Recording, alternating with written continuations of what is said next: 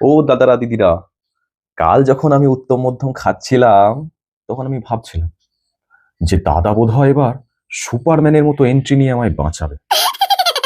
পরে যখন ফোন করলাম, দাদা বললেন, আরে ভাই, ওটা তো কেলানি নয়, ওটা হচ্ছে জনরসের অর্গানিক থেরাপি। তুই মার খেয়েছিস বলেই তো আমি ফেসবুকে পোস্ট করার একটা বিষয় পেলাম। আগে ভাবতাম দাদা বুঝি আমায় কোটিপতি বানাতে চায়। কোটিপতি তো আমি হতে পারিনি, কিন্তু এখন মার খাওয়ার পরে চোখে হাজার কোটি তারা দেখছি। দাদা খুশি, ডাক্তারবাবুও খুশি, শুধু আমার হাড়গুলো একটু নারাজ। পাড়ার ওই ভাইদের মোটিভেশন লেভেলটা দেখেছেন? দাদার একটা ইশারাতে নিজের পিসে মশাইকেও দেখে নেব বলে শাসিয়ে আসতো।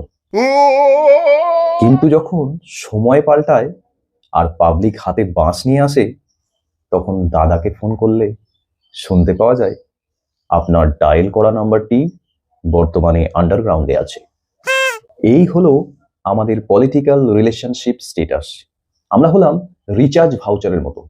ব্যালেন্স ফুরিয়ে গেলে স্ক্র্যাচ করে দাদা আমাদের ডাস্টবিনে ফেলে দেয়।